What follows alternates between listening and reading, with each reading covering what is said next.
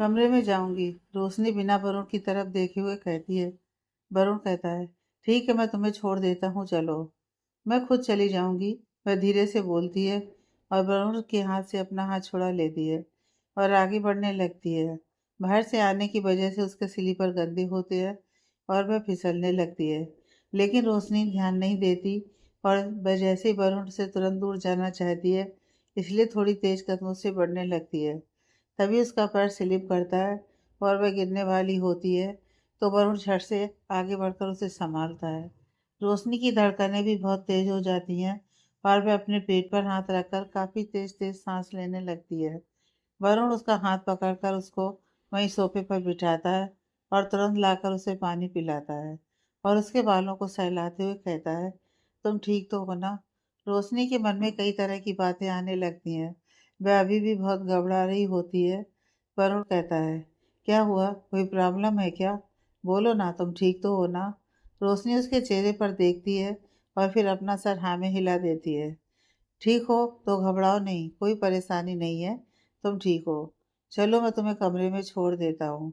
वह उसका हाथ पकड़कर उसे कमरे में ले जाता है और आराम से उसे बिस्तर पर लेटने में मदद करता है। कोई कुछ भी नहीं बोल रहा होता है। वरुण कुछ देर वहीं खड़े होकर रोशनी के चेहरे पर देखता है और जब उसे लगता है कि वह अब थोड़ी नॉर्मल हो गई है, तो वह उसके ऊपर चादर डाल देता है और कहता है, तुम आराम करो, मैं किसी को तुम्हारे पास भेजता हूँ।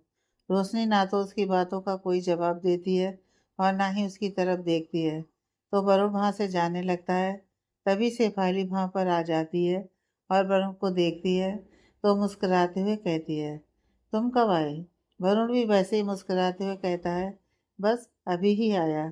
वह बाहर बारिश हो रही थी, तो उसे कमरे में ले आया। अच्छा किया, मैं भी वही देखने आई थी। लेकिन तुम हमेशा राइट टाइम पर आ जाते हो। शेफाली ये कहकर उसके गले लग जाती है। वरुण मुस्कुराने लगता है और कहता है, बस तुमसे ही तो सीखा है। शेफाली उससे अलग होती है और उसके चेहरे पर देखकर कहती है, तुमसे कोई बातें बनाना सीखे। चलो चेंज कर लो। हाँ, मैं तो करूँगा ही, लेकिन मैं सबसे पहले तुम्हें ठीक से गले तो लगा लूँ। आजकल तुम ऑफिस में नहीं होती, तो मेरा मन ही नहीं लगता। यही सोचता हूँ कि कब घर जाकर तुमसे मिलूंगा। ये बोलते हुए वरुण शेफाली को गले लगा लेता है। शेफाली मुस्कुराने लगती है, तो वरुण उसके सिर पर किस करता है और फिर दोनों वहां से चले जाते हैं। रोशनी बेड पर लेटे हुए दोनों को देख रही होती है। उसकी आंखों में आंसू होते हैं। ये आंसू दोनों को इस तरह देखकर नहीं, बल्कि शायद उसने जिन सपनों को अपने लिए संजोया था, उन सपनों को किसी और के साथ देखकर उसे तकलीफ हो रही होती है।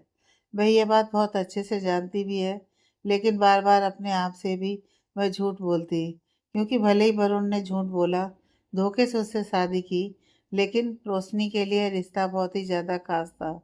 इस रिश्ते को लेकर उसने काफ़ी सपने देखे थे, लेकिन वह सब किसी रेत के महल की तरह बस ढह गया और कुछ बचा तो बस उन रेत का मलबा, जो हर पल रोशनी को बहुत तकलीफ दे रहा था। रोशनी का मन पिछले कुछ दिनों से फिर से काफ़ी बेचैन हो रहा होता है, क्योंकि उसने शेफाली और वरुण को बच्चे को लेकर बातें करते हुए सुना था।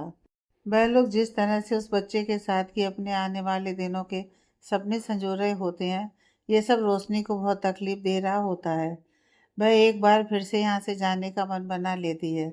वह मीना जी से कहती है कि वह यहाँ नहीं रहना चाहती, तो उसे वो समझाती हैं कि अब इस हालत में उसका यहाँ से जाना ठीक नहीं है। रोशनी कहती है, मैं यह बात जानती हूँ, लेकिन मैं अपने बच्चे का ध्यान रख लूँगी।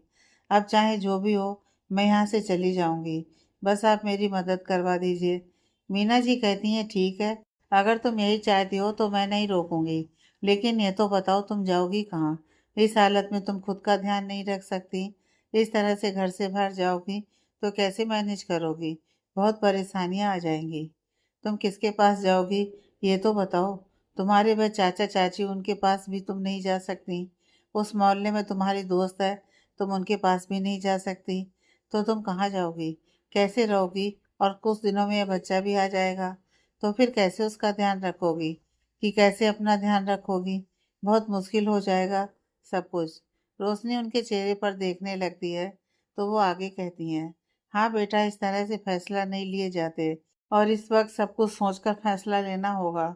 रोशनी कुछ पल के लिए तो सोच में पड़ जाती है, लेकिन फिर वह कहती है, काकी कहाँ जाऊंगी, क्या परेशानियां आएंगी, मुझे नहीं पता है। और आप सही कह रही हैं कि यहाँ से निकलने के बाद तकलीफ तो होगी, लेकिन मैं वह सारी तकलीफ बर्दाश्त कर लूंगी। लेकिन यहाँ रहकर अपने बच्चे से दूर होने का तकलीफ मैं कभी बर्दाश्त नहीं कर पाऊंगी। आप मेरी मदद कर दीजिए ना। बाकी ईश्वर ने जो लिखा हो मेरी किस्मत में। वैसे भी अब मैं बिना कोशिश किए हार नहीं मानना चाहती हूँ।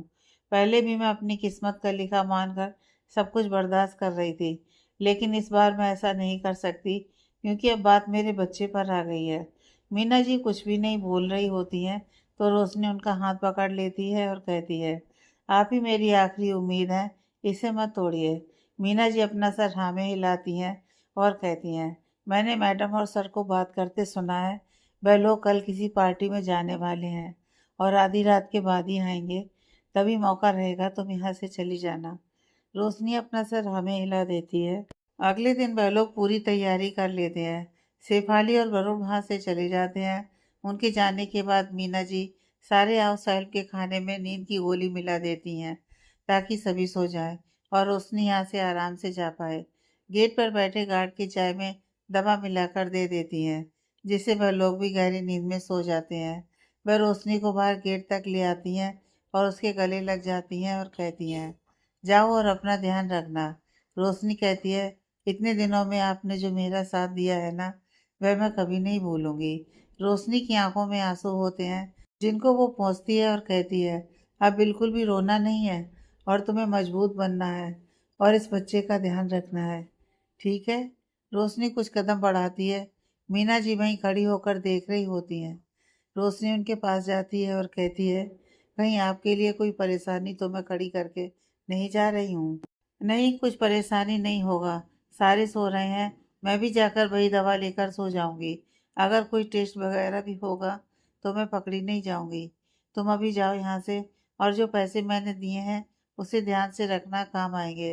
रोशनी वापस से उनके गले लग जाती है और वहां से निकल जाती है। मीना जी हाथ जोड़कर आंखें बंद करके कहती हैं, ईश्वर इस बच्ची की रक्षा कीजिए और उसे कोई ऐसा मिल जाए उसके जीवन में जो इसकी ज़िंदगी को संवारने में इसकी मदद करे। बहुत कुछ सह लिया है इसने इतनी सी उम्र में। रोशनी पसीने से तरबतर होकर बस चलती ही जा रही होती है। उसके पैर जैसे जवाब दे रहे होते हैं, लेकिन फिर भी वह हिम्मत करके बस चलती ही जा रही होती है। उसमें थोड़ी भी हिम्मत नहीं होती है कि वह चल पाए, लेकिन फिर भी वह अपने आप से कहती है, नहीं रोशनी, तुझे हिम्मत करनी होगी, तुझे चलना है। एक बार फिर से अगर तुम उन लोगों के चंगुल में चली गई तो फिर वापस कभी नहीं निकल पाओगी। तुझे चलना ही होगा। वह ऐसे ही काफ़ी देर तक चलती है। तभी वह एक टैक्सी देखती है जिसका गेट खुला हुआ होता है और ड्राइवर वहाँ बाहर फ़ोन से बात कर रहा होता है। तो रोशनी जाकर टैक्सी में बैठ जाती है और बैठते ही वह बेहोश हो जाती है। रोशनी की जब आंखें खुलती हैं तो वह बहुत घबरा जाती है, क्योंकि टैक्सी वाला उसकी बगल वाली सीट पर बैठा हुआ होता है। रोशनी घबराने लगती है तो वह कहता है, कौन हो मैडम, और मेरी टैक्सी में क्या कर रही हो? रोशनी घबराने लगती है, लेकिन फिर वह हिम्मत करते हुए कहती है, वह मुझे एडवोकेट शर्मा के ऑफिस तक छोड़ दीजिए प्लीज़। वह ड्राइवर हैरानी से उसकी तरफ देखने लगता है। रोशनी कहती है, मैं पैसे दे दूंगी, मुझे वहाँ तक छोड़ दो। ड्राइवर उसकी हालत ऐसे देखता है तो कहता है, बहुत रात हो गई है, चलो जाओ, मैं इस तरह से तुम्हें कहीं नहीं छोड़ सकता, और मैं नहीं जानता कौन है एडवोकेट वर्मा। रोशनी कहती है, वह बहुत बड़े वकील हैं, मुझे छोड़ दीजिए, आपका बहुत एहसान होगा और आप जो कहेंगे मैं पैसे दूंगी। वो ड्राइवर कुछ देर सोचता है और फिर कहता है, ठीक है, उनका पूरा एड्रेस दो। यह सुनकर रोशनी ड्राइवर के चेहरे पर देखने लगती है तो वह टैक्सी ड्राइवर कहता है, आप पूरा एड्रेस बताओगी तभी तो मैं छोड़ूंगा ना। रोशनी कहती है, मुझे उनका एड्रेस याद नहीं आ रहा, आप लोगों को तो पता होता है ना, प्लीज़ छोड़ दीजिए ना। टैक्सी ड्राइवर खींचते हुए कहता है, तुम्हारा दिमाग खराब है क्या? चलो बाहर निकलो, मुझे तुम्हारे साथ कोई बहस नहीं करनी है। रोशनी हाथ जोड़कर कहती है, प्लीज़। ड्राइवर उसको उंगली दिखाते हुए कहता है, देखो मैं तुम्हारे साथ कुछ ज़बरदस्ती करके बाहर नहीं निकालना चाहता, तुम चुपचाप से निकल जाओ, मैं कहीं नहीं जाने वाला हूँ। वह गुस्से से बोलता है। रोशनी ना चाहते हुए भी उसकी गाड़ी से बाहर निकल जाती है। वह ड्राइवर तुरंत अपनी आगे की सीट पर बैठता है और वहाँ से चला जाता है। पूरा रास्ता सुनसान सा होता है। रोशनी को कुछ समझ में नहीं आता कि वह क्या करे। वो काफ़ी घबरा रही होती है। वो कुछ कदम और चलती है, तभी उसके पेट में बहुत तेज़ दर्द होने लगता है और बारिश भी होने लगती है। रोशनी के लिए अब चलना बहुत मुश्किल हो रहा होता है। वह दर्द से वहीं ज़मीन पर बैठ जाती है। उसकी आंखों से आंसू बह रहे होते हैं। तभी उसे थोड़ी दूर से गाड़ी की लाइट नज़र आती है। वह किसी तरीके से हिम्मत करते हुए खड़ी होती है और वह गाड़ी को हाथ देती है, लेकिन वह गाड़ी आगे निकल जाती है। रोशनी वहीं दर्द से कराते हुए नीचे गिर जाती है। तभी वह गाड़ी आगे जाकर रुक जाती है और उसमें से कोई बाहर आता है। रोशनी की आंखें बंद हो रही होती हैं।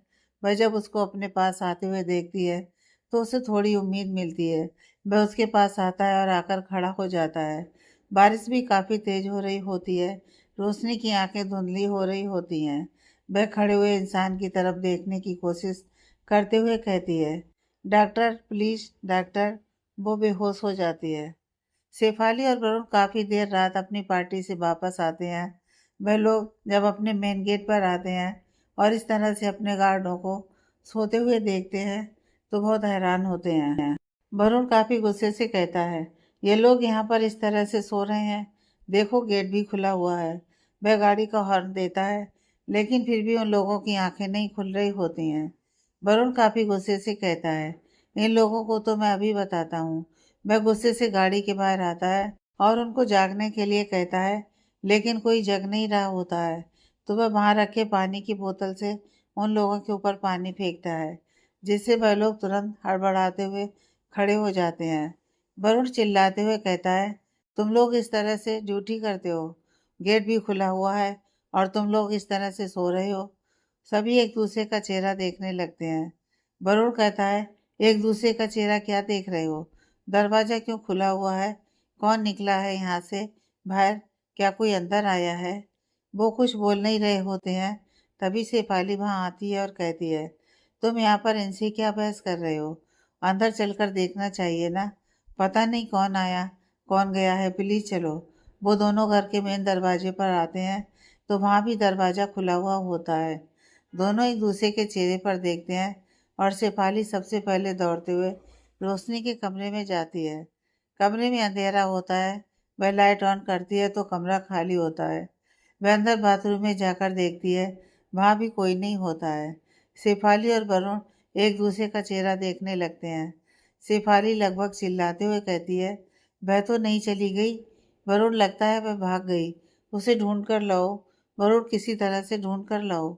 मेरे बच्चे को लेकर चली गई। शेफाली की आंखों में आंसू आ जाते हैं। वरुण उसके गाल पर हाथ रखकर शांत कराते हुए कहता है, वह कहीं नहीं भाग सकती, यहीं कहीं होगी। मैं अभी देखता हूँ।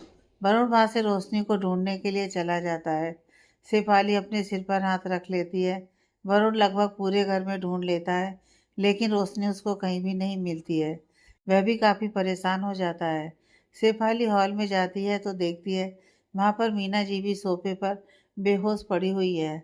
वह उनके चेहरे पर पानी डालती है और उनके गाल को थपकी देते हुए कहती है, आप यहाँ हो तो रोशनी कहाँ है? वह कहाँ गायब हो गई है? मीना जी अपना चेहरा बनाते हुए हैरानी से उनके चेहरे पर देख रही होती हैं तो शेफाली उनको झकझोरते हुए कहती है, आपको सुनाई नहीं दे रहा है मैं क्या कह रही हूँ? रोशनी कहाँ है? मीना जी अपने सर पर हाथ रखकर कहती हैं, अभी थोड़ी देर पहले ही तो उसने मुझे पानी पीने के लिए दिया था और मैं यहीं पर बैठकर पानी पी रही थी और फिर मुझे याद नहीं, अभी आपने ही तो मुझे जगाया है। शेफाली हैरानी से कभी मीना जी के चेहरे पर देख रही होती है तो कभी वरुण के चेहरे पर। वरुण कहता है, सारे हाउस हेल्प भी अलग अलग जगह पर इसी तरह से पड़े हुए हैं। उसने चालाकी की है, सभी को बेहोश कर दिया है और यहाँ से चली गई। शेफाली घूरते हुए मीना जी की तरफ देखती है और कहती है, उसने क्या सभी को कुछ खाने के लिए दिया था? मीना जी कहती हैं, सभी को खाने के लिए नहीं दिया था, लेकिन जब खाना बन रहा था सभी लोगों का तो वहीं पर गई थी। शायद उसमें कुछ मिला दिया होगा उसने। शेफाली उठकर वरुण के पास जाती है और वरुण का कॉलर पकड़ लेती है और कहती है, वरुण उसको ढूंढ कर लाओ वरना मैं पता नहीं अपने साथ क्या करूँगी। यह बोलकर वह वरुण का कॉलर छोड़ देती है और वहाँ से सामान को उठाकर फेंकने लगती है। वरुण उसको संभालता है और कहता है, तुम फिक्र मत करो, वह कहीं नहीं जाएगी, हम उसे ढूंढ लेंगे। मैं अभी उसे ढूंढने के लिए जाता हूँ। शेफाली कहती है, नहीं तुम अकेले नहीं जाओगे, मैं भी चलूँगी तुम्हारे साथ। वरुण अपना सर हाँ में हिला देता है। रोशनी बेहोश हो रही होती है। किसी तरह से वह अपने आप को संभाल रही होती है। तभी उस गाड़ी में से एक लड़का बाहर आता है। वह रोशनी के पास आकर खड़ा हो जाता है। रोशनी की आंखों के आगे अंधेरा छाने लगता है। वह बेहोश होकर गिर जाती है, लेकिन वह बेहोशी की हालत में भी अपने पेट पर हाथ रखे हुए डॉक्टर डॉक्टर प्लीज मदद मदद कह रही होती है। वो लड़का वहाँ खड़ा होकर काफी हैरानी से उसे देख रहा होता है। बारिश भी धीरे धीरे तेज हो रही होती है। उसे कुछ समझ में नहीं आ रहा होता है कि वह क्या करे, लेकिन फिर वो वहीं रोशनी के पास अपने घुटनों पर बैठ जाता है और उसके चेहरे पर देखकर कहता है, मैडम क्या हुआ, प्लीज कुछ तो बोलिए, आंखें खोलिए प्लीज। रोशनी जो अभी कुछ समय पहले तक डॉक्टर के लिए बोल रही होती है, अब वह बिल्कुल ही चुप हो जाती है। बारिश भी तेज हो रही होती है। वह लड़का कभी रोशनी के चेहरे पर देख रहा होता है तो कभी वह अपने सिर को खुजा रहा होता है। एक पल वह रोशनी के हाथ की तरफ अपना हाथ बढ़ाता है, लेकिन फिर अगले ही पल वो तुरंत ही अपना हाथ पीछे खींच लेता है और अपने आप से कहता है, नहीं नहीं, वो ठीक होगी। तभी उसका फ़ोन लगातार बजने लगता है। वह पहले ही रोशनी को इस तरह से देखकर परेशान होता है और फ़ोन की आवाज़ से वह और जैसे चिढ़ने लगता है। लेकिन फ़ोन करने वाला भी जैसे हार मानने को तैयार नहीं होता है। वह लगातार कॉल करते ही रहता है। वह थोड़ा झुंझलाते हुए फ़ोन निकालता है और देखता है तो उसके किसी दोस्त का कॉल होता है। वह कॉल रिसीव करता है और कुछ कहता, उससे पहले उधर से आवाज़ आती है, अभी कहाँ है यार, हम लोग पार्टी में तेरा वेट कर रहे हैं। तू कब से कह रहा है कि 5 मिनट में पहुँचता हूँ, 5 मिनट में पहुँचता हूँ, कितनी देर हो गई है, तू आ रहा है ना? और प्लीज़ ये मत कहना कि नहीं आ रहा हूँ, क्योंकि हम तेरे बर्थडे की ही ब्रिंगिंग पार्टी कर रहे हैं। हेलो अभिमन्यु, तू मेरी बात सुन रहा है ना? तुझे मेरी आवाज़ तो आ रही है ना? कॉल करने वाला जैसे एक सांस में सारी बातें बोल देता है। अभिमन्यु अपने सर पर हाथ रखकर धीरे से कहता है, हाँ मुझे तेरी आवाज़ भी आ रही है और मैं आ भी रहा था, लेकिन अब पता नहीं आ पाऊंगा या नहीं। उसका दोस्त थोड़ी तेज आवाज़ में कहता है, ये तो मत कह कि नहीं आ पाएगा। यार तेरे लिए पार्टी है, सभी तेरा वेट कर रहे हैं और तू कह रहा है कि नहीं आ पाएगा। वो छोड़ कहाँ है, पहले तू ये बता। तूने जो लोकेशन सेंड किया है उसके हिसाब से तो तू रास्ते में है। अभिमन्यु अपने चेहरे पर आए बारिश के पानी को पोंछता है और वहाँ बेहोश पड़ी रोशनी की तरफ देखते हुए थोड़ी परेशानी से कहता है, हाँ आ रहा था, लेकिन वह रास्ते में एक प्रेग्नेंट लेडी मिल गई है। वह लिफ्ट मांग रही थी, मैं तो आगे बढ़ गया था, लेकिन वह अभी बेहोश हो गई है। मुझे समझ में नहीं आ रहा कि मैं क्या करूं। उसकी हालत ठीक भी नहीं लग रही है और कोई उसके साथ भी है नहीं। उसका दोस्त कहता है, तू पागल है क्या? तुझे क्या जरूरत थी गाड़ी रोकने की? देख तू चुपचाप से जल्दी से निकल जा, छोड़ दे, कोई और देखेगा तो हेल्प कर देगा। वैसे भी इस तरह से सुनसान सड़कों पर नहीं रुकना चाहिए। अगर उसे कुछ हो गया तो तू बेमतलब का प्रॉब्लम में फंस जाएगा। जल्दी से निकल वहां से, समझा? लेकिन यार वह तकलीफ में है, मैं ऐसे कैसे छोड़ दूँ? अभिमन्यु की नज़रें वहाँ बेहोश पड़ी रोशनी पर ही होती है कि अगर उसके शरीर में उसे थोड़ी सी भी कुछ हरकत दिखे तो उसे थोड़ा अच्छा लगे। लेकिन एक तरफ वह बेजान पड़ी हुई होती है और दूसरी तरफ उसका दोस्त उसे जल्द से जल्द वहाँ से निकलने के लिए कह रहा होता है। उसका दोस्त कहता है, तूने क्या सारी दुनिया का ठेका लेकर रखा है? चल वहाँ से निकल। तू क्यों नहीं समझ रहा है? अगर कुछ हो गया उसे तो फिर एक अलग ही परेशानी आ जाएगी। वैसे भी उस एरिया में हर कुछ देर में पुलिस की गाड़ी आती है, तो वह देखेगी तो मदद कर देगी। तू चल निकल जा। हाँ ठीक है, तू सही कह रहा है, मैं भी निकल ही जाता हूँ यहाँ से। वह उल्टे कदमों से अपनी गाड़ी की तरफ बढ़ने लगता है। वह काफी जल्दीबाजी में अपनी गाड़ी के पास आ जाता है। रोशनी की आंखें हल्की हल्की सी खुल रही होती हैं। वह अपने हाथ को आगे बढ़ाते हुए उसे रोकने के लिए कहने की कोशिश कर रही होती है, लेकिन दर्द की वजह से उसकी आवाज़ निकल ही नहीं रही होती है। अभिमन्यु अपनी गाड़ी में बैठकर वहां से तुरंत निकल जाता है। वह थोड़ी दूर आगे जाता है तो उसके दिमाग में रोशनी का इस तरह से कराना और इस तरह से उसका रोड पर बेहोश पड़े रहना आने लगता है। जितनी तेज गाड़ी का वाइपर चल रहा होता है उससे भी कहीं ज्यादा उसके दिमाग में उस अनजान लड़की के ऐसी हालत को लेकर बात चल रही होती है। वह अपने दिमाग से इस बात को हटाने की कोशिश करता है, लेकिन फिर भी वो सब उसके दिमाग में आ ही रही होती है। कुछ पल के लिए जैसे उसके हाथ पैर जाम हो जाते हैं। ना तो उसके पैर एक्सीलेटर दबा पा रहे होते हैं और ना ही उसका हाथ गियर पर काम कर रहा होता है। वह तुरंत अपनी गाड़ी को रोकता है। वह अपने दोनों हाथों को अपने सर पर हाथ रखता है और कहता है, नहीं, मैं ऐसा कैसे कर सकता हूँ? मैं किसी को इस हालत में छोड़कर कैसे जा सकता हूँ? मैं इतना घटिया कैसे हो सकता हूँ? अगर कोई नहीं आया मदद के लिए और उसे कुछ हो गया तो? नहीं नहीं, मैं कुछ नहीं होने दूंगा। मैं उनकी मदद जरूर करूंगा। वह तुरंत यू टर्न लेता है और वहां रोशनी के पास पहुंचता है। रोशनी अभी भी वहां इसी तरह से बेहोश पड़ी हुई होती है।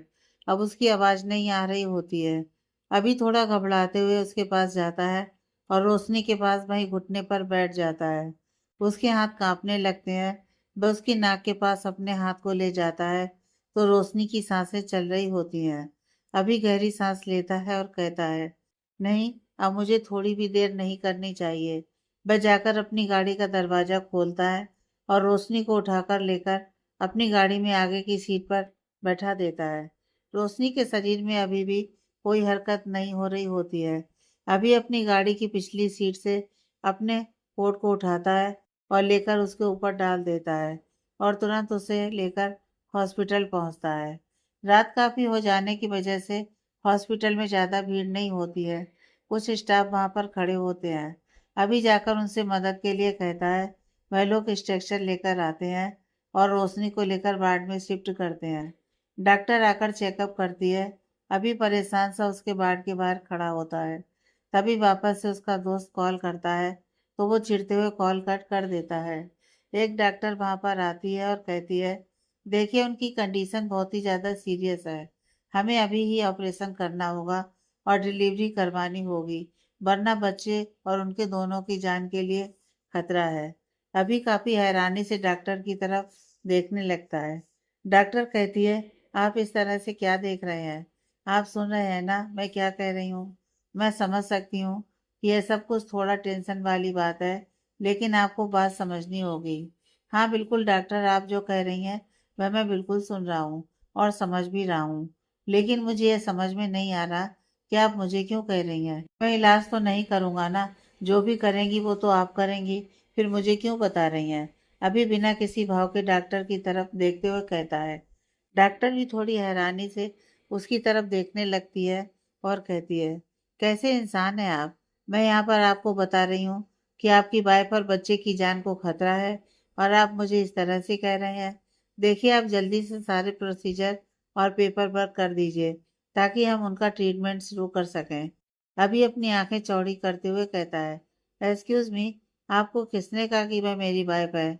डॉक्टर कहती है, वह आपकी वाइफ नहीं है तो आप उन्हें लेकर क्यों आए हैं यहाँ पर? आपको डॉक्टर किसने बनाया है? अभी उनकी तरफ देखने लगता है। डॉक्टर हैरानी से कहती हैं, ये क्या आप कुछ भी बोल रहे हैं आप? अभी कहता है, मैं बोल रहा हूँ या आप कुछ भी बात कर रही हैं? मैं रास्ते से जा रहा था, उन्हें मदद चाहिए थी तो मैंने उनकी हेल्प की, और आप हैं कि जबरदस्ती मेरा उनके साथ रिश्ता जोड़ दिया, सीधा उन्हें मेरी वाइफ बना दिया। देखिए मैडम, मेरा उनसे कोई रिश्ता नहीं है। मैंने एक अच्छे नागरिक होने के नाते उनको यहाँ पर पहुँचा दिया है। अब मैं यहाँ से जा रहा हूँ। मैं उनकी कोई रिस्पॉन्सिबिलिटी नहीं लेने वाला हूँ। यह बोलकर वह वहाँ से जाने के लिए पलटता है। डॉक्टर कहती है, ये आप क्या कह रहे हैं? आप ऐसे उनको यहाँ पर छोड़कर नहीं जा सकते। ये कोई गवर्नमेंट हॉस्पिटल नहीं है। अगर आप उनका यहाँ पर ट्रीटमेंट चाहते हैं तो आपको रिस्पॉन्सिबिलिटी तो लेनी ही पड़ेगी। डॉक्टर की इस बात से वो वापस से उनकी तरफ देखने लगता है और थोड़ी तेज आवाज में कहता है, क्या बकवास कर रही हैं आप? देखिए, मेरा उनके साथ कोई रिश्ता नहीं है। आपको जो करना है कीजिए, मैं कुछ नहीं कर सकता। डॉक्टर कहती है, ठीक है, तो हम उनको ऑपरेट नहीं करेंगे। आप उनको लेकर यहाँ से जाइए। अभी अब थोड़ा गुस्सा होने लगता है। वह कहता है, कैसी डॉक्टर हैं आप, क्या बकवास कर रही हैं? पेपर अगर रेडी नहीं होगा तो आप उनको ऑपरेट नहीं करेंगी? आपने ही अभी कहा है ना कि उनकी कंडीशन सीरियस है, तो आप उनको ऑपरेट कीजिए पहले, बाकी पेपर वर्क का क्या, बाद में हो जाएगा। डॉक्टर भी थोड़ी सख्ती से कहती है, नहीं, हम बिना पेपर वर्क के उनको ऑपरेट नहीं करेंगे। अगर आप उनके कोई जानने वाले नहीं हैं तो आप उनको जहाँ से लेकर आए हैं वहाँ पर उनको छोड़ दीजिए। हम कुछ नहीं करेंगे। हमारी भी कोई जवाबदेही होती है। अगर उनको कुछ हो गया तो फिर इसकी जिम्मेदारी कौन लेगा? और सबसे बड़ी बात, यह हॉस्पिटल मेरा नहीं है। मेरी जॉब को भी खतरा हो सकता है। अभी जो उस समय से काफ़ी नॉर्मल था, वह डॉक्टर की बातों को सुनकर चिल्लाते हुए कहता है, क्या बिल्कुल भी इंसानियत नहीं है आप लोगों में? डॉक्टर को तो सभी ने भगवान का दर्जा दिया हुआ है और आप यहाँ कैसी बातें कर रही हैं? किसी की जान जा रही है, आपको यहाँ अपनी जॉब की पड़ी हुई है। उसके इस तरह से चिल्लाने की वजह से गार्ड और वार्ड बॉयज वहाँ पर आ जाते हैं। डॉक्टर कहती है, अगर आप चाहते हैं कि उनका ट्रीटमेंट हो तो आप पेपर वर्क करवा दीजिए, वरना ये वार्ड बॉय अभी आपकी गाड़ी से लेकर आए हैं उनको, तो उनको आपकी गाड़ी में छोड़ कर आ जाएंगे। समझे आप? इसलिए हमसे बहस करने की बजाय पेपर वर्क कीजिए और पैसे जमा करवाइए।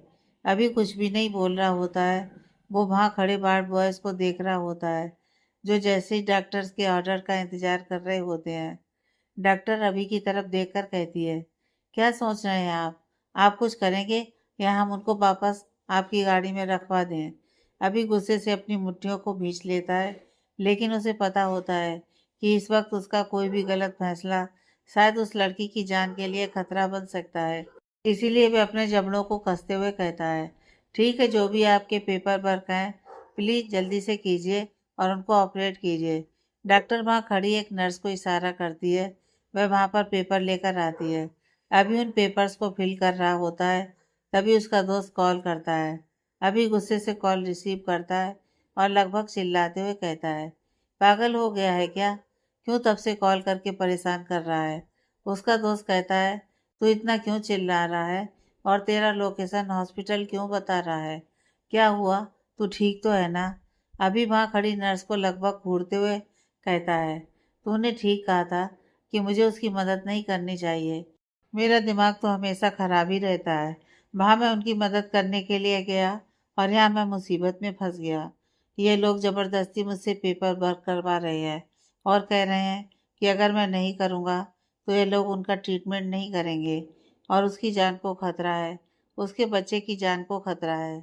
मैं ऐसे कैसे उसे छोड़ दूँ? उसका दोस्त थोड़ा डांटते हुए कहता है, तेरी यही ज़्यादा अकल चलाना ना तुझे हमेशा परेशानी में डालता है। अब जो किया है उसको भुगत। मेरी बात तो तुझे सुनाई नहीं देती।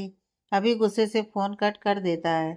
वो फ़ोन पर बात करते हुए ही सारा पेपर फिल कर देता है और जो भी पेमेंट होता है वह सारा पेमेंट एक बार में ही दे देता है और नर्स को कहता है, अब तो आप लोगों को सुकून मिल गया ना?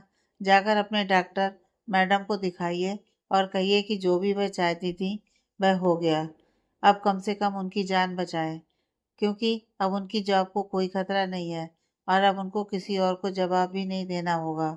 नर्स वहाँ से पेपर लेकर चली जाती है। अभी वहीं पर लगी चेयर पर बैठ जाता है और अपने सर पर हाथ रखकर कहता है, कौन कहता है कि इस दुनिया में इंसानियत भी है? कोई किसी के लिए कुछ भी नहीं करता। हर किसी को सिर्फ अपनी पड़ी हुई रहती है। गॉड, बस उसे कुछ नहीं होना चाहिए। एक तो मुझे उसे यहाँ लाने में भी कितनी देर हो गई है। प्लीज़ उसकी रक्षा कीजिएगा। वो और उसका बच्चा सेफ रहे और उसकी फैमिली को भी उसके बारे में पता चल जाए। वह भी तो कितने परेशान होंगे और वैसे भी ये कितनी पागल है। आधी रात को कौन इस तरह से जाता है, वह भी ऐसी कंडीशन में। ओह, मैं क्यों इतना चिढ़ रहा हूँ? होगी कोई प्रॉब्लम तभी तो जा रही होगी। मुझसे तो अक्लमंद ही होगी। नहीं, मुझसे अक्लमंद तो नहीं होगी। तभी तो इस तरह से बारिश में सुनसान रास्ते पर चल रही थी, बिना किसी मदद के, जबकि जानती है कि कुछ भी हो सकता है। ओह, मुझे अपने दिमाग से ये सब हटाना होगा। वैसे मैं यहाँ क्यों बैठा हुआ हूँ? मैंने तो सारा पेपर वर्क कर दिया है। अब मुझे यहाँ से जाना चाहिए। वह वहाँ से उठकर हॉस्पिटल के मेन गेट पर पहुँचता है। फिर वह रिटर्न आकर वहाँ आ जाता है और बैठ जाता है और अपने आप से कहता है, नहीं, मैं यहाँ से अगर चला गया और इन लोगों को कुछ और पेपर का काम हुआ या पैसों की ज़रूरत हुई तो पता चला कि उसका ट्रीटमेंट फिर रोक दिया। नहीं, एक बार सब कुछ सही से हो जाए, फिर उनकी फैमिली के बारे में पूछकर उनको वहाँ पहुँचाकर फिर जाऊँगा, वरना कोई और तो मुझे कुछ कहेगा नहीं। मेरा खुद का दिमाग मुझे पागल कर देगा। मैं अपने आप से ही 10 सवाल करने लग जाऊँगा कि मैं ऐसा कैसे कर सकता हूँ? हाँ, मैं एक बार सबको शांति से कर दूँ, फिर ही मुझे सुकून आएगा। काफ़ी देर तक रोशनी का ऑपरेशन चलता है। अभी बाहर बैठा हुआ परेशान हो रहा होता है। ना तो उसे वहाँ रुकते हुए बन रहा होता है और ना ही वो वहाँ से जा पा रहा होता है, क्योंकि उसके दिमाग में यह बात चल रही होती है कि कहीं वह यहाँ से चला गया तो डॉक्टर रोशनी के साथ किसी तरह से कोई गलत व्यवहार ना करे, क्योंकि अभी कुछ समय पहले ही जिस तरह से डॉक्टर ने उसका ट्रीटमेंट करने से मना कर रहे थे, ये बात उसे परेशान कर रही थी। वह काफ़ी देर तक वहीं बैठा रहता है। तभी एक नर्स माँ उसके पास आती है और कहती है, कांग्रेचुलेसन्स, आप पापा बन गए। आपकी वाइफ ने बहुत ही प्यारे बेटे को जन्म दिया है। यह सुनकर अभिमन्यु अपनी जगह से खड़ा हो जाता है और बिना किसी भाव के नर्स की तरफ देखने लगता है। नर्स मुस्कुराते हुए कहती है, हाँ, मैं बिल्कुल सही कह रही हूँ। शायद आपको ये बिलीव नहीं हो रहा, बट आप एक बहुत ही प्यारे से बच्चे के पापा बन गए हैं। नर्स के ये सब जैसे अभी की चिढ़ को और बढ़ा देते हैं। वह चिढ़ते हुए कहता है, एक्सक्यूज मी, ये क्या बकवास कर रही हैं आप? नर्स भी उसके इस बिहेवियर से हैरान होती है और अपना चेहरा बनाते हुए कहती है, मैं क्या बकवास कर रही हूँ? मैं तो आपको न्यूज़ देने आई हूँ कि आपकी वाइफ ने, और आप मुझे कह रहे हैं कि मैं क्या बकवास कर रही हूँ? अभी अपनी मुट्ठियों को भींचते हुए अपनी आंखों को एक बार बंद करता है और फिर नर्स की तरफ देखकर कहता है, फर्स्ट ऑफ ऑल कि वह मेरी वाइफ नहीं है, और यह बात आपको क्यों समझ में नहीं आती? बार बार आप लोग एक ही बात क्यों कहते हैं? नर्स को समझ ही नहीं आता कि वह क्या कहे। वह चुपचाप बस अभी के चेहरे को देख रही होती है। अभी अपने आप को शांत करते हुए कहता है, खैर मुझे आप लोगों से कोई बहस नहीं करनी है। वह ठीक तो है ना? नर्स कहती है, हाँ वह ठीक है।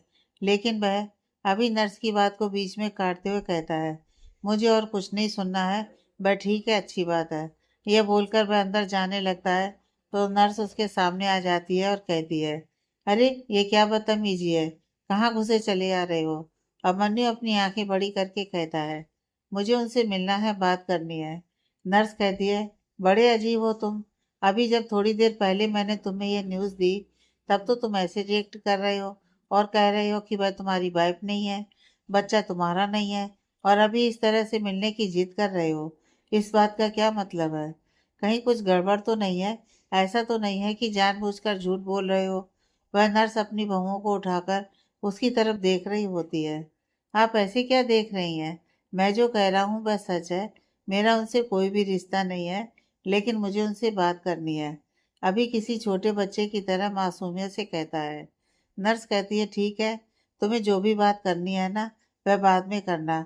अभी हमें उन्हें नॉर्मल वार्ड में शिफ्ट करना होगा।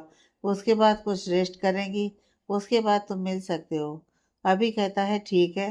वह वहीं पर बैठ जाता है और अपने सिर पर हाथ रख लेता है और कहता है, क्या मुसीबत है, कहाँ फंस गया? अब एक बार उनसे मिलकर उनकी फैमिली के बारे में पता करूं और उनकी फैमिली को इन्फॉर्म कर दूं, और फिर मैं यहाँ से निकलूं। रोशनी को जब होश आता है और वह अपने आप को जब इस तरह से अस्पताल में देखती है तो वह थोड़ी सी घबरा जाती है।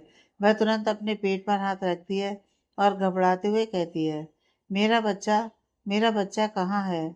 नर्स उसके पास आकर उसका हाथ पकड़ लेती है और कहती है, बिल्कुल ठीक है तुम्हारा बच्चा, क्यों परेशान हो रही हो? रोशनी उठने की कोशिश करने लगती है तो नर्स उसका हाथ पकड़ लेती है और डांटते हुए कहती है, पागल हो गई हो क्या? क्यों उठने की कोशिश कर रही हो? अभी तुम्हारा शरीर हिल भी नहीं सकता है, तो थोड़ा शांत रहो। नर्स उसे वापस से लेटा देती है। रोशनी की उठने की कोशिश और बच्चे से दूरी का दर्द उसकी आंखों से आंसू के रूप में उसके चेहरे पर आ जाता है। वह नर्स की तरफ देखकर कहती है, मेरा बच्चा कहाँ है? नर्स कहती है, मैंने कहा ना ठीक है, वह बस प्रीमेच्योर बर्थ है, तो इसलिए हमें उसे एनआईसीयू में रखना पड़ा है।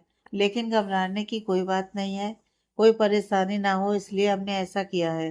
रोशनी अभी भी घबराते हुए नर्स के चेहरे पर देख रही होती है तो नर्स कहती है, परेशान मत हो, मैं कह रही हूँ ना कि वह ठीक है। डॉक्टर एक बार कह दें तो फिर मैं लाकर उसे मिलवा दूंगी। तुम आराम करो, जितनी ज़्यादा आराम करोगी उतनी जल्दी रिकवर करोगी। ठीक है। रोशनी अपना सर हाँ में हिला देती है। शेफाली और वरुण लगभग पूरी रात रोशनी को सड़कों पर ढूंढते हैं, लेकिन उन लोगों को रोशनी का कुछ भी पता नहीं चलता।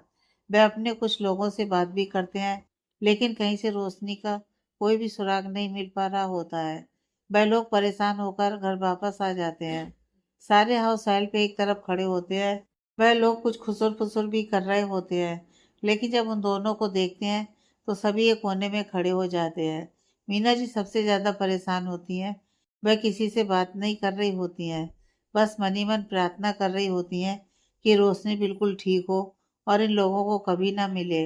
वरुण काफी परेशान सा अपने सिर पर हाथ रखे हुए सोफे पर बैठे होता है।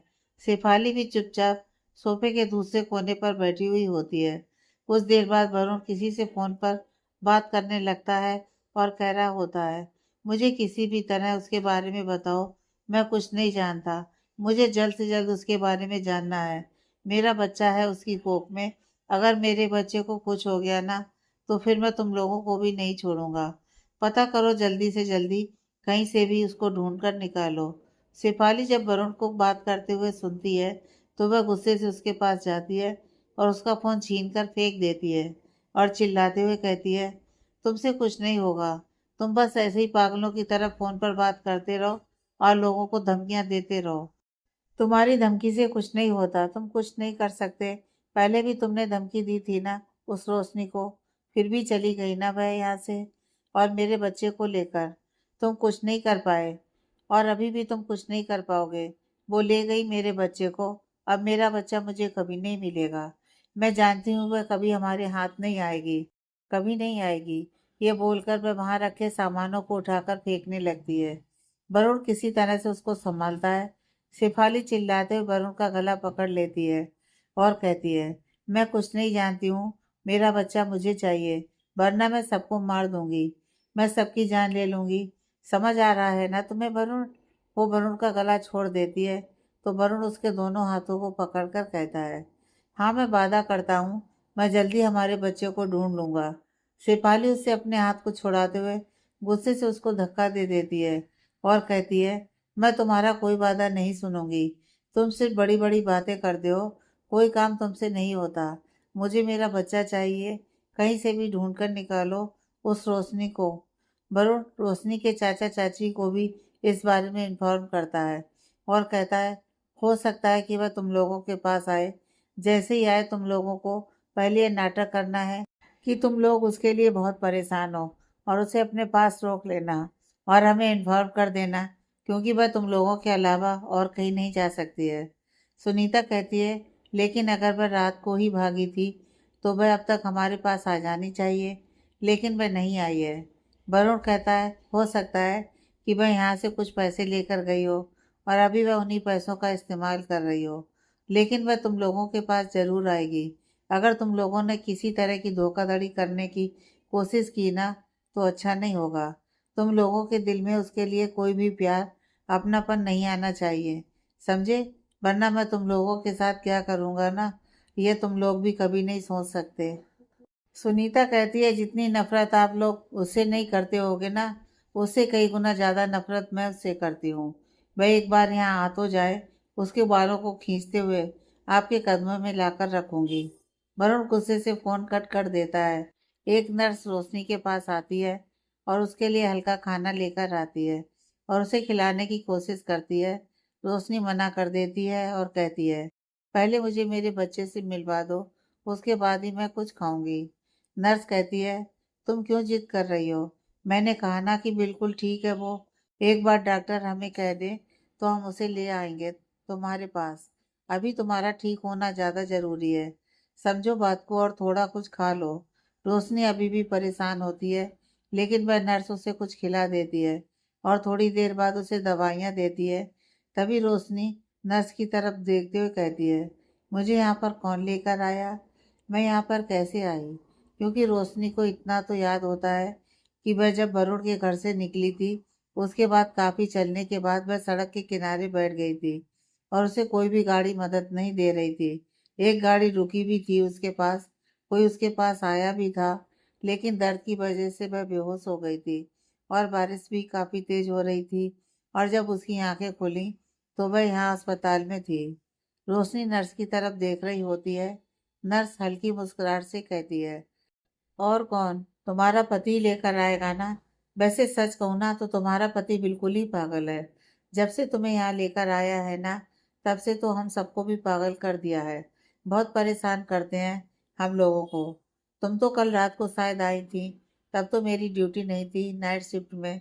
जो नर्स थी ना, वह कह रही थी कि वह बहुत परेशान था। कभी कहता है कि तुम्हारा पति है, कभी कहता है कि नहीं है। वैसे मुझे लगता है ना कि वो तुमसे बहुत प्यार करता है, इसलिए तुम्हारी तकलीफ उससे बर्दाश्त ही नहीं होती। कब से मिलने की कोशिश कर रहा था, ओटी में भी जाने की कोशिश कर रहा था, लेकिन हमने रोक दिया। ये सुनते ही रोशनी का चेहरा लाल हो जाता है। उसका शरीर जैसे कांपने लगता है। वह अपने बिस्तर की चादर को कसकर पकड़ लेती है। उसके मन में वरुण का ख्याल आने लगता है। वह काफ़ी घबरा जाती है। वह बिस्तर से वापस से उठने की कोशिश करने लगती है। नर्स उसका हाथ पकड़ते हुए कहती है, तुम्हारा दिमाग खराब हो गया है क्या?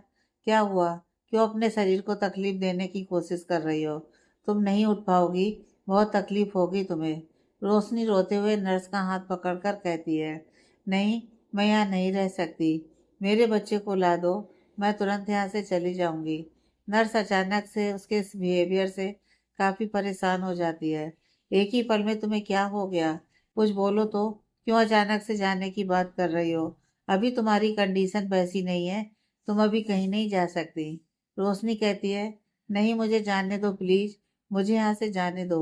मेरे बच्चे को ले आओ। वह मेरे बच्चे को मुझसे छीन लेगा। वह मेरे बच्चे को मुझसे दूर ले जाएगा। मैं नहीं जी पाऊंगी अपने बच्चे के बिना। मेरे बच्चे को दे दो। नर्स को कुछ समझ में नहीं आता। तभी वो एक दूसरी नर्स को आवाज़ देती है। वो वहाँ आती है तो वह डॉक्टर को बुलवाने के लिए कहती है। डॉक्टर वहाँ पर आती है और रोशनी को इस तरह से करते हुए देखती है तो वह नर्स की तरफ देखने लगती है। नर्स कहती है, मैम पता नहीं क्या हो गया है इसे, नॉर्मल बात कर रही थी और फिर अचानक से इस तरह से बिहेव करने लगी। डॉक्टर कहती है, हो सकता है कि किसी बात से घबरा रही हो, बच्चे के पास में नहीं होने से, और इन सब समय में यह सब कुछ होता है। लेकिन अगर ये इस तरह से करेगी तो फिर अभी इसका ऑपरेशन हुआ है, इसके लिए नुकसान हो सकता है। एक काम करो, उसे इंजेक्शन दे दो, ये शांत हो जाएगी। डॉक्टर कुछ सोचते हुए नर्स को ऑर्डर देती है। रोशनी अभी भी वैसे ही जिद कर रही होती है। दो नर्स उसके हाथ को पकड़े हुए होती हैं और एक नर्स जाकर उसे इंजेक्शन दे देती है। अभी जब इस तरह से वहाँ परेशान सा नर्स और डॉक्टर को जाते हुए देखता है तो वह भी परेशान हो जाता है, क्योंकि उसे तो किसी तरह रोशनी से बात करके उसके फैमिली के बारे में पता करना होता है। वह घबरा जाता है। उसे लगता है ऐसा तो नहीं कि उसे कुछ हो गया हो, फिर यह भी प्रॉब्लम कहीं उसे ही ना फेस करनी पड़े, इसलिए वह भी तुरंत उनके रूम में आ जाता है। रोशनी बेहोश हो रही होती है, लेकिन अभी भी वह अपने बच्चे को मांग रही होती है और कह रही होती है कि वह उसे ले जाएगा, उससे दूर कर देगा। नर्स अभी को देखती है तो रोशनी को कहती है, देखो तुम्हारा पति भी यहीं पर है, तुम्हारे बच्चे को कोई लेकर नहीं जाएगा। देखो तुम शांत हो जाओ प्लीज़, देखो तो। रोशनी जैसे कुछ सुन ही नहीं रही होती है, लेकिन अभी का चेहरा उसे धुंधला धुंधला सा नजर आ रहा होता है। उसे समझ में नहीं आता कि वहाँ पर कौन है और वह बेहोश हो जाती है। अभी जब उसकी ऐसी हालत को देखता है तो वह डॉक्टर की तरफ हैरानी से देखने लगता है। डॉक्टर कहती है, घबराने की कोई बात नहीं है, वह ठीक है, बस बच्चा पास में नहीं है इसलिए परेशान हो गई। आप प्लीज बाहर चलिए। अभी पहली बार रोशनी के चेहरे को इतने क्लियरली देख रहा होता है। उसके चेहरे पर उसे ना जाने क्यों अनगिनत तकलीफें नजर आ रही होती है। वह जैसे उसके चेहरे की तकलीफों को पढ़ने की कोशिश करने लगता है। उसके चेहरे पर उभरी तकलीफ की रेखाएं उसे थोड़ा बेचैन कर रही होती हैं और वह चाह कर भी अपनी नज़रें उसके चेहरे से नहीं फेर पा रहा होता है। तभी उसका फ़ोन बजने लगता है और उसका ध्यान रोशनी के चेहरे से हटता है। तभी डॉक्टर भी उसे बाहर जाने के लिए कहती है। वह अपना फ़ोन निकाल कर तुरंत बाहर निकल जाता है। अब मन्नू किसी से फ़ोन पर काफ़ी परेशान होकर बात कर रहा होता है। तभी एक 45-50 साल की आसपास की नर्स आकर उसके सामने खड़ी हो जाती है। उनको इस तरह से देखकर अभी को बहुत ही ज़्यादा चिढ़ हो रही होती है। वह उसके सामने से जा ही नहीं रही होती है, तो वह दूसरी तरफ मुड़कर बात करने लगता है।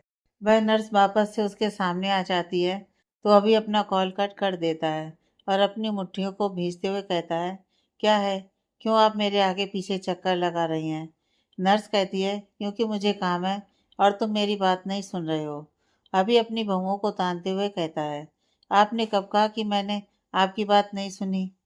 नर्स भी ठीक उसकी तरह ही भुओं को तानते हुए कहती है, मैं तुम्हारे सामने खड़ी थी तो तुम दूसरी तरफ पलट गए, तो मुझे लगा तुम मेरी बात को इग्नोर कर रहे हो।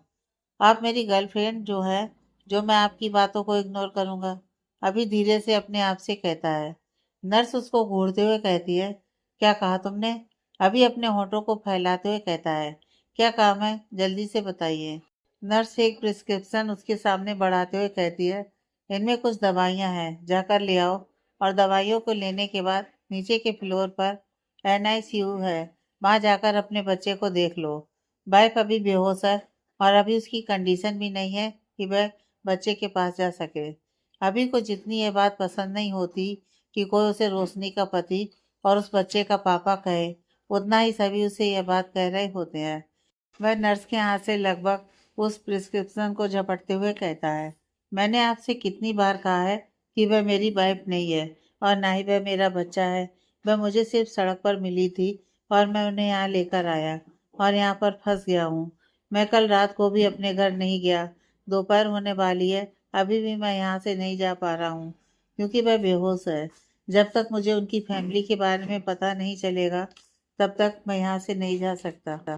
समझ गई ना आप? अगली बार से यह मत कहिएगा, जो काम वो सीधा सीधा बोल दीजिएगा। ये मत कहिएगा कि अपने बच्चे से मिल लो और अपनी पत्नी को देख लो, ठीक है? नर्स कहती है, हाँ ठीक है। वैसे यहाँ किसी को शौक नहीं है कि वह तुम्हें जबरदस्ती का उनका पति बना दे। यहाँ जो पेपर है ना, उसके अनुसार ही तुम ही उसके हस्बैंड हो, तो सब यही बुलाएंगे ना। अब बातें मत बनाओ, जाओ जल्दी से दवाइयाँ लेकर आ जाओ। अभी उस प्रिस्क्रिप्शन को मरोड़ता हुआ और बड़बड़ाता हुआ वहां से चला जाता है। वह अपने आप से कहता है, सही कहा था सैम ने कि मुझे ना वहां रुकना ही नहीं चाहिए था। एक बार बस उनसे बात हो जाए, उनकी फैमिली के बारे में पता चल जाए, उनको इन्फॉर्म कर दूं, फिर यहाँ एक मिनट नहीं रुकूंगा। वरुण अपने कुछ लोगों को रोशनी को ढूंढने के लिए लगा देता है।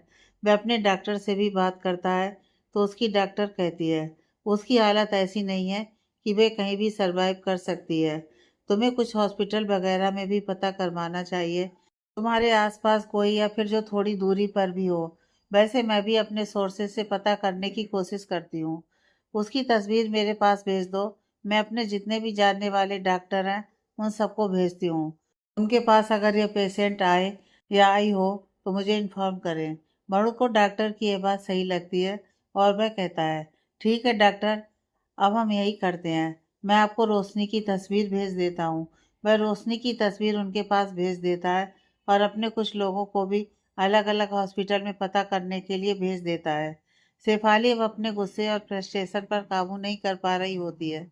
वह घर के सामानों को उठाकर फेंकने लगती है। एक हाउस हेल्प जब उन सब सामानों को समेटने लगता है, तो वह एक फ्लावर वास उठाकर उसके सिर पर मारती है और चिल्लाते हुए कहती है, कुछ भी समेटने की जरूरत नहीं है। जब मेरी जिंदगी में इतना बड़ा तूफान आया है, तो यह सब तो असर दिखाएगा ही ना। वरुण जब घर वापस आता है तो हॉल में बिखरे हुए सामानों को देखकर वह परेशान हो जाता है। वह देखता है कि शेफाली की हालत बुरी है। उसके पूरे बाल बिखरे हुए हैं। वह जमीन पर बैठी हुई होती है और सामानों को अभी भी इधर उधर तोड़ रही होती है, जिससे उसे भी काफी चोट लगी है। वरुण उसकी ऐसी हालत देखकर बहुत ही ज्यादा परेशान हो जाता है। उसे शेफाली को इस तरह से देखकर बहुत तकलीफ हो रही होती है। वह शेफाली के पास जाता है और उसके पास वहां नीचे जाकर बैठ जाता है। वो प्यार से उसका हाथ पकड़कर कहता है, शेफाली, ये क्या हो गया है तुम्हें? क्यों नहीं अपने आप को संभाल रही हो? इस तरह से अगर करोगी तो कैसे चलेगा? हम अपनी कोशिश कर रहे हैं ना, हम ढूंढ लेंगे उसे। शेफाली वरुण को धक्का दे देती है, जिससे उसका बैलेंस बिगड़ जाता है और वह दूसरी तरफ गिर जाता है। शेफाली चिल्लाते हुए कहती है, कुछ नहीं होगा तुमसे, तुम कुछ नहीं कर सकते, बिल्कुल नकारे हो तुम। तुम्हारी वजह से ही आज मेरा बच्चा मेरे पास नहीं है। तुम्हें सिर्फ बातें बनाने आती हैं। तुम ना मुझे अपनी शकल मत दिखाओ। वरुण की आंखें भर आती हैं। वो वापस से चिल्लाते हुए कहती है, अगर मेरे बच्चे को नहीं लेकर आओगे ना तो मैं पता नहीं क्या करूंगी। वह इधर उधर देखने लगती है और खड़ी हो जाती है। वहां रखे गमले को भी उठाकर नीचे फेंक देती है। वरुण तुरंत खड़ा होता है और उसको संभालने की कोशिश करता है, लेकिन शेफाली उसको उंगली दिखाते हुए कहती है, मेरे पास मत आना, वरना मैं अपने आप को खुश कर लूंगी, फिर तुम रोते बैठना। वह गुस्से से कमरे में चली जाती है। वरुण उसके पीछे जाता है तो वो दरवाजा बंद कर लेती है। वरुण दरवाजे को पीटते हुए कहता है, शेफाली देखो, दरवाजा खोलो प्लीज, हम दोनों मिलकर ढूंढ लेंगे हमारे बच्चे को। प्लीज शेफाली, दरवाजा खोलो। शेफाली कुछ भी नहीं बोल रही होती है। वरुण बहुत ही ज्यादा घबरा जाता है। उसकी आंखों में वापस से आंसू आ जाते हैं। शेफाली कहती है, जब तक मेरे बच्चे को लेकर नहीं आओगे ना, मैं दरवाजा नहीं खोलूंगी। अब जाओ यहाँ से, लेकर आओ मेरे बच्चे को। शेफाली की आवाज़ सुनकर उसे थोड़ा सुकून आता है। वह अपने आंसुओं को पोंछता है और अपनी मुट्ठियों को भींचते हुए कहता है, शेफाली, जिसकी वजह से तुम्हारी ये हालत हुई है ना, उसकी जिंदगी में नरक बना दूंगा। मैं वादा करता हूँ तुमसे, मैं उसे छोड़ूंगा नहीं। बहुत गलत किया है उसने यहाँ से जाकर। तुम्हें जितनी तकलीफ दी है ना उसने, सारी तकलीफों का हिसाब लूंगा मैं उससे। अभी दवाइयाँ लाकर नर्स को दे देता है और कहता है, कब तक होश आएगा उन्हें।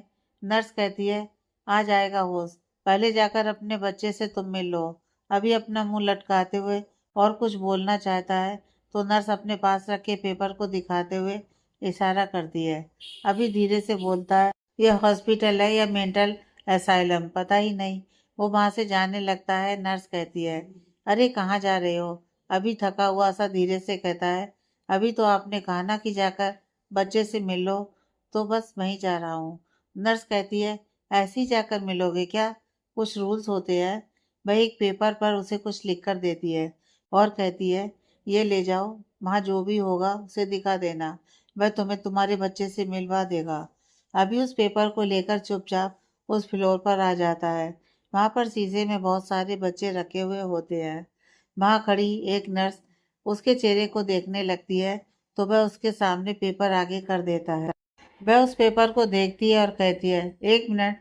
थोड़ी देर बाद एक बच्चे को पूरी तरह से कपड़े में लपेटे हुए लेकर आती है। बस उसकी छोटी छोटी आंखें टिमटिमा रही होती हैं। वो हाथों को सैनिटाइज करने को कहती है। अभी चुपचाप अपने हाथों को सैनिटाइज कर लेता है। नर्स बच्चे को उसके हाथ में देने लगती है। अभी हैरानी से कहता है, ये क्या कर रही हैं आप। नर्स कहती है, बच्चे को दे रही हूँ, तुम बच्चे को लेने ही आए हो ना। अभी परेशान होकर कहता है, ये इतना छोटा सा बच्चा है, मैं कैसे लूँगा इसे। नर्स कहती है, अपने दोनों हाथों को आगे करो और जैसे मैंने गोद में लिया है वैसे उसे पकड़ लेना। अभी 2 कदम पीछे हट जाता है और अपने हाथों के इशारे से कहता है, नहीं नहीं, मैं नहीं लूँगा। तभी वहाँ दूसरे बच्चे के पेरेंट्स आ जाते हैं। नर्स कहती है, ले लो, मुझे और भी काम है। यह बोलकर वह जबरदस्ती अभी के हाथों में बच्चे को दे देती है और वहाँ से चली जाती है। अभी बच्चे की तरफ देख भी नहीं रहा होता है, क्योंकि उसे समझ में नहीं आता कि वह उसको कैसे पकड़े। उसे खुद डर लग रहा होता है कि कहीं वह उसके हाथ से फिसल ना जाए। तभी उसकी नज़र सामने खड़े 2 लोगों पर जाती है, जो बहुत प्यार से बच्चे को गोद में लिए हुए मुस्कुराकर देख रहे होते हैं। उनको इस तरह से मुस्कुराता हुआ देखकर वो भी बच्चे के चेहरे पर देखने लगता है। उसकी छोटी छोटी सी आंखें उसके चेहरे पर ही देख रही होती हैं। अभी जब उसके चेहरे पर देखता है तो एकटक देखता ही रह जाता है और उसके चेहरे पर स्माइल आ जाती है। वो बच्चे की तरफ देखते हुए धीरे से कहता है, ओ गॉड, मैंने अपनी लाइफ में पहली बार इतने छोटू से बच्चे को गोद में लिया है। वैसे लिटिल बॉर्न, तुम्हारी वजह से ना मेरे बहुत सारे रिकॉर्ड बन रहे हैं और ब्रेक भी हो रहे हैं। वैसे तुम्हें पता है, तुम्हारा और मेरा बर्थडे सेम डेट को आता है। Happy birthday. वैसे फिक्र मत करो, मैं बहुत जल्दी तुम्हें सही हाथों में पहुंचा दूंगा। वह बच्चा रोने लग जाता है। अभी के चेहरे की स्माइल तुरंत ही गायब हो जाती है। वह नर्स से कहता है, एक्सक्यूज मी, यह रो रहा है, प्लीज इसे देखिए ना। नर्स उसके पास में आती है और अपना सर नामे हिलाते हुए बच्चे को अपने हाथ में ले लेती है और कहती है, जाइए यहाँ से। अभी उदासी से कहता है, लेकिन वह रो रहा है। नर्स कहती है मैं देख लूंगी, प्लीज जाइए। अभी वहां से जाने लगता है, लेकिन बार बार पीछे पलटकर वह देख रहा होता है, और जब उसे बच्चे की चुप होने की आवाज़ आती है तब वह तुरंत वहां से चला जाता है। वो रोशनी के कमरे में चला जाता है। रोशनी हल्के होश में होती है।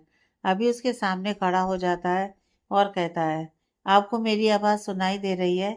आप सुन रही हैं मुझे? रोशनी को उसका चेहरा धुंधला धुंधला सा दिख रहा होता है। अभी कहता है, हेलो मैडम, क्या आपको कुछ सुनाई दे रहा है? मैं जो बोल रहा हूँ देखिए, मैं आपको यहाँ पर लेकर आया हूँ। अब मेरा जीना हराम हो चुका है, तो प्लीज़ आप बता दीजिए कि आपकी फैमिली कहाँ है, कौन है, ताकि मैं आप तक पहुँचा दूँ। क्योंकि जिस तरह से मैं यहाँ परेशान हो रहा हूँ, आपकी वजह से इस तरह से वह भी परेशान हो रहे होंगे। रोशनी के कानों में उसकी आवाज़ तो जा रही होती है, लेकिन उसका चेहरा अभी भी उसे सही से नहीं दिख रहा होता है। अभी परेशान होकर नर्स के चेहरे पर देखने लगता है। नर्स भी कुछ बोल नहीं रही होती है। अभी वापस से रोशनी की तरफ देखकर कहता है, हेलो मैडम, आपको कुछ सुनाई भी दे रहा है? आपकी वजह से मैं यहाँ पागल हो रहा हूँ और आप कुछ बोल ही नहीं रही हैं। नर्स कहती है, बेहोश इंसान से बात करोगे तो पागल ही होगे ना। अभी झुंझलाते हुए कहता है, अरे आप तो छुप ही रही है, मुझे जितना ये परेशान नहीं कर रही है उससे ज़्यादा तो आप कर रही हैं। मेरा चेहरा देख रही हैं कैसा हो गया है। मेरा इन सब से कुछ लेना देना नहीं है, फिर भी फंस गया क्योंकि किसी की मदद कर दी। नर्स उसकी झुंझलाहट को समझ रही होती है।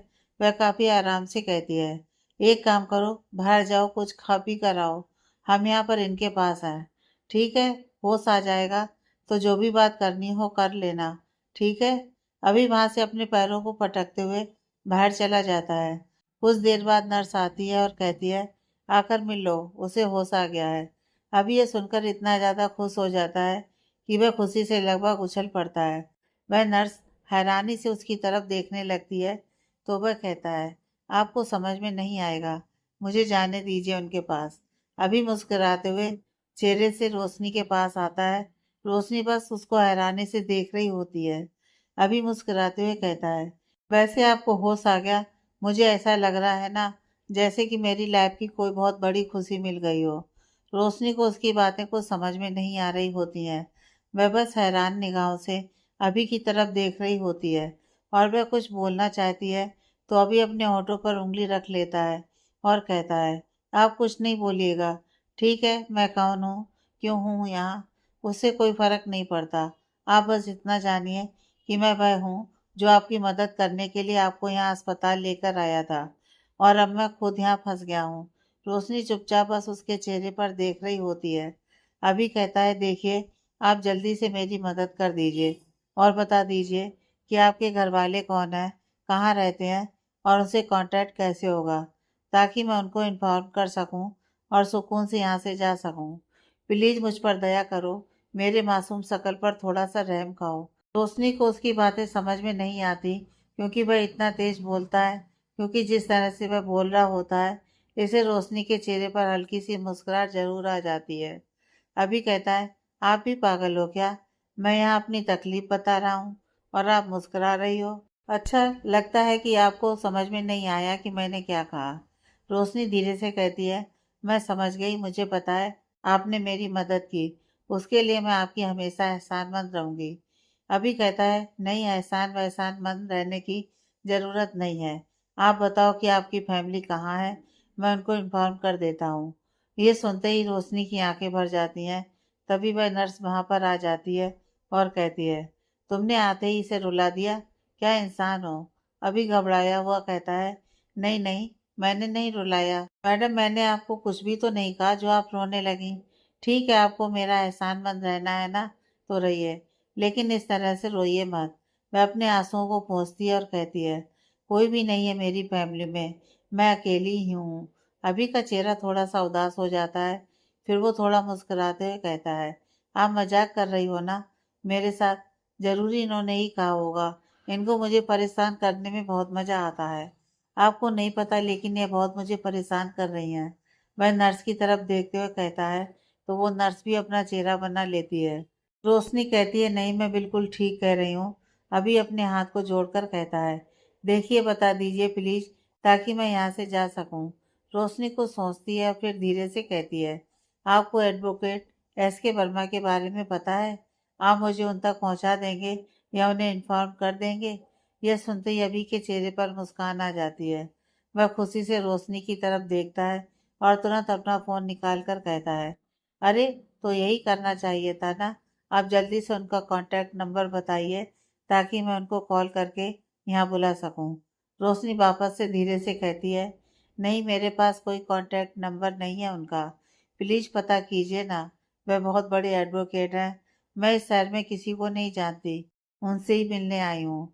अभी हैरानी से उसकी तरफ देखने लगता है और कहता है, इस हालत में किसी को ढूंढते हुए आ गई, उसके बारे में पता भी नहीं है। अरे यार क्या पागल लड़की है।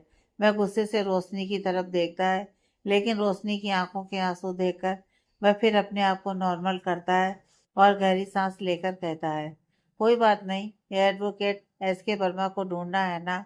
डोंट वरी, जहाँ कहीं भी होंगे मैं उनको ढूंढ कर ले आऊँगा। वह नर्स की तरफ देखता है और कहता है, ध्यान रखिए इनका, मैं थोड़ा पता करके आता हूँ। वह नर्स अपना सिर हिला देती है। अभी वहाँ से बाहर निकल जाता है। रोशनी उसको बाहर जाते हुए बस देख रही होती है और अपने मन में कहती है, मुझे माफ़ करना, आप मेरे लिए परेशान हैं और मुझे आपसे झूठ बोलना पड़ा क्योंकि ये मेरी मजबूरी है। मैं चाह कर भी आपको अपने परिवार के बारे में नहीं बता सकती। नेक्स्ट